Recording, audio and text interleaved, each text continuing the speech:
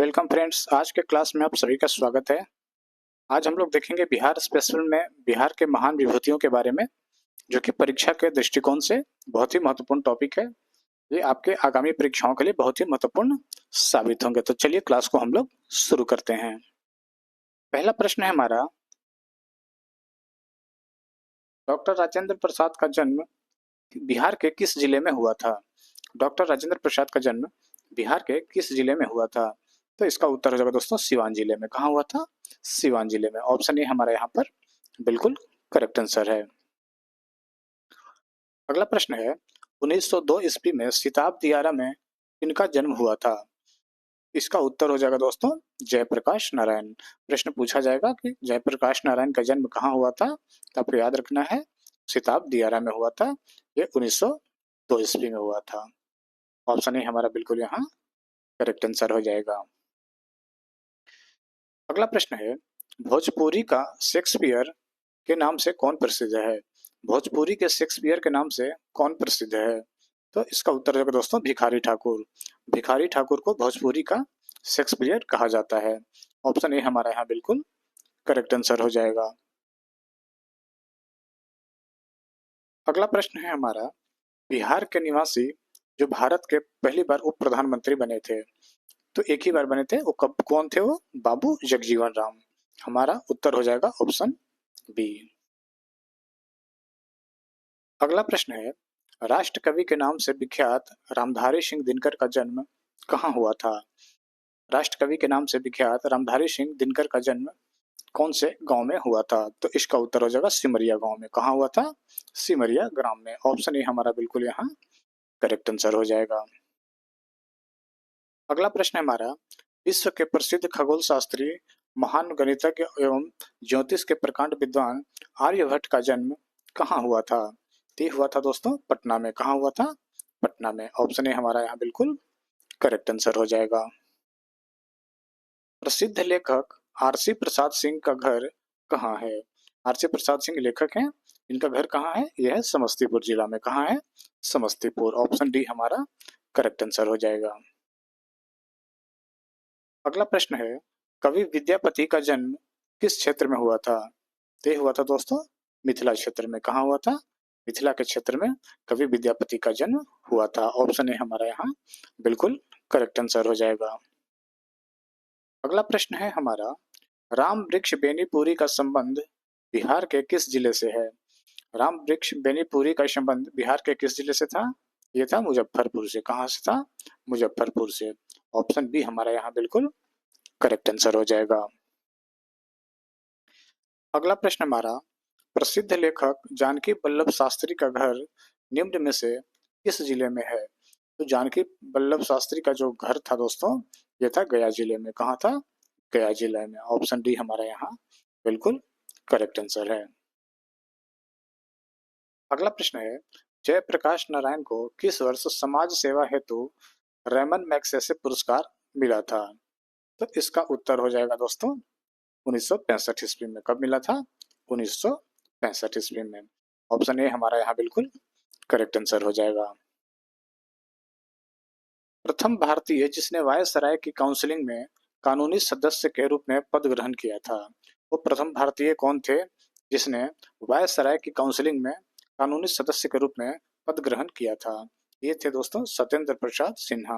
कौन थे? सत्येंद्र प्रसाद सिन्हा।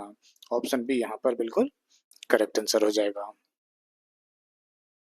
अगला प्रश्न है, निम्नलिखित में से किस ग्राम का संबंध डॉक्टर राजेंद्र प्रसाद के जन्म से है?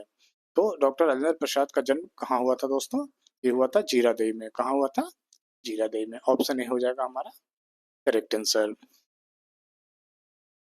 अगला प्रश्न है, निम्नलिखित में से किस सिख गुरु का जन्म पटना में हुआ था? निम्नलिखित में से किस सिख गुरु का जन्म पटना में हुआ था? तो हुआ था दोस्तों गुरु गोविंद सिंह का जन्म। गुरु गोविंद सिंह का जन्म कहाँ हुआ था? पटना में हुआ था। ऑप्शन डी हमारा यहाँ बिल्कुल करेक्ट आंसर हो जाएगा। अगला प्रश्न है, मार्च 2025 में विश्व प्रसिद्ध शहनाई वादक उस्ताद बिस्मिल्लाह खां का कौन सी जयंती मनाई गई? ये मनाई गई दोस्तों 109वीं जयंती। कौन सी जयंती? 109वीं जयंती। ऑप्शन बी हमारा यहाँ बिल्कुल करेक्ट आंसर हो जाएगा। अगला प्रश्न है, स्वतंत्रता सेनानी प्रभावती देवी बिहार के किस क्षेत्र से संबंध था? स्वतंत्रता सेनानी प्रभावती देवी का बिहार के किस क्षेत्र से संबंध था? ये था दोस्तों पटना से। कहां से? पटना से। ऑप्शन बी यहाँ हमारा बिल्कुल करेक्ट आंसर हो जाएगा। अगला प्रश्न है, आधुनिक बिहार का निर्माता किसे माना जाता है? आधुनिक बिहार का निर्माता किसे माना जाता है? तो ये माना जाता है दोस्तों सच्चिदानंद सिन्हा को। सच्चिदानंद सिन्हा को आधुनिक बिहार का निर्माता माना जाता है। ऑप्शन ए हो जाएगा करेक्ट आंसर। अगला प्रश्न है हमारा, सच्चिदानंद सिन्हा बिहार के किस जिले से संबंधित है? सच्चिदानंद सिन्हा का संबंध बिहार के किस जिले से है? ये है दोस्तों बक्सर जिले से। कहां से? बक्सर जिले से। ऑप्शन सी हो जाएगा हमारा करेक्ट आंसर। अगला प्रश्न है, सविनय अवज्ञा आंदोलन के दौरान बिहार से सर्वप्रथम गिरफ्तार होने वाली महिला स्वतंत्रता सेनानी निम्नलिखित में से कौन थी? तो उनका नाम था दोस्तों सरस्वती देवी। उनका नाम था सरस्वती देवी। ऑप्शन बी यहाँ हमारा बिल्कुल करेक्ट आंसर हो जाएगा। अगला प्रश्न है, बिहार के बक्सर में सिद्धाश्रम की स्थापना किसने की थी? तो इसका उत्तर हो जाएगा महर्षि विश्वामित्र ने। किसने किया था? महर्षि विश्वामित्र ने ये बिहार के बक्सर में सिद्धाश्रम का स्थापना किया था। ऑप्शन सी हमारा यहाँ बिल्कुल करेक्ट आंसर हो जाएगा। अगला प्रश्न है, चंपारण सत्याग्रह में गांधी जी के सहयोगी रहे पंडित राजकुमार का जन्म कहाँ हुआ था? तो इसका उत्तर हो जाएगा दोस्तों सतबरिया में। कहाँ हुआ था? सतबरिया में। ऑप्शन डी यहाँ हमारा बिल्कुल सही उत्तर हो जाएगा। राजकुमार शुक्ल के ही आमंत्रण पे महात्मा गांधी बिहार आए थे, ये भी आपको ध्यान रखना है। अगला प्रश्न है, डॉक्टर सच्चिदानंद सिन्हा बिहार उड़ीसा लेजिस्लेटिव असेंबली के सदस्य कब बने थे? डॉक्टर सच्चिदानंद सिन्हा बिहार उड़ीसा लेजिस्लेटिव असेंबली के सदस्य कब बने थे?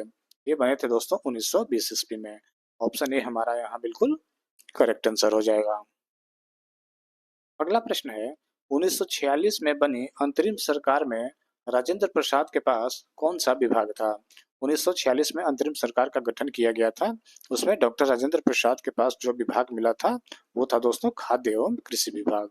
ऑप्शन डी हमारा बिल्कुल सही उत्तर हो जाएगा। अगला प्रश्न है, 1937 ईस्वी में श्री कृष्ण सिंह के नेतृत्व में कांग्रेस सरकार बनने पर विधानसभा का उपाध्यक्ष किसे चुना गया था? तो ये चुना गया था दोस्तों प्रोफेसर अब्दुल बारी को। किसे चुना गया था? प्रोफेसर अब्दुल बारी को। ऑप्शन डी हमारा यहाँ बिल्कुल करेक्ट आंसर हो जाएगा। अगला प्रश्न है हमारा, किस स्वतंत्रता सेनानी का जन्म 18 जून 1887 को बिहार के औरंगाबाद जिले के कोइवा ग्राम में हुआ था? तो इसका उत्तर हो जाएगा दोस्तों अनुग्रह नारायण सिन्हा को। अनुग्रह नारायण सिंह को। अनुग्रह नारायण सिंह का जो जन्म हुआ था वो बिहार के औरंगाबाद जिले के पोइवा ग्राम में हुआ था। पहले ये गया जिला में था, बाद में ये औरंगाबाद बना। ठीक है, ये भी आपको ध्यान रखना है। इनका जन्म हुआ था 1887 ईस्वी में 18 जून को। अगला प्रश्न है, वह प्रथम भारतीय जिसे हाउस ऑफ लॉर्ड्स और प्रीवी काउंसिल हेतु सदस्यता प्रदान की गई। वह प्रथम भारतीय जिसे हाउस ऑफ लॉर्ड्स और प्रीवी काउंसिल हेतु सदस्यता प्रदान की गई थी, किसे किया गया था दोस्तों? ये थे दोस्तों सच्चिदानंद सिंह। ऑप्शन ए हमारा बिल्कुल करेक्ट आंसर हो जाएगा। सच्चिदानंद सिंह को हाउस ऑफ लॉर्ड्स और प्रीवी काउंसिल हेतु सदस्यता प्रदान की गई थी, जो जिनका संबंध बिहार से है। अगला प्रश्न है, डॉक्टर राजेंद्र प्रसाद का देहावसान 28 फरवरी 1963 ईस्वी को किस स्थान पे हुआ था? कहाँ हुआ था? ये हुआ था दोस्तों सदाकत आश्रम पटना। सदाकत आश्रम पटना में डॉक्टर राजेंद्र प्रसाद का देहावसान हुआ था। अगर डेट पूछा जाए कि कब हुआ था तो आपको ये भी ध्यान रखना है कि 28 फरवरी 1963। ये आप ध्यान रखेंगे। प्रश्न दोनों तरफ से पूछा जा सकता है। प्रश्न ये भी पूछा जा सकता है कि सदाकत आश्रम कहाँ है, तो ये भी आपको ध्यान रखना है कि ये पटना में है। तो हमारा ऑप्शन सी यहाँ बिल्कुल करेक्ट आंसर हो जाएगा। अगला प्रश्न है, बिहार केसरी के नाम से किन्हें जाना जाता है? बिहार केसरी के नाम से किन्हें जाना जाता है? तो इसका उत्तर हो जाएगा डॉक्टर श्री कृष्ण सिंह। डॉक्टर श्री कृष्ण सिंह को बिहार केसरी के नाम से जाना जाता है।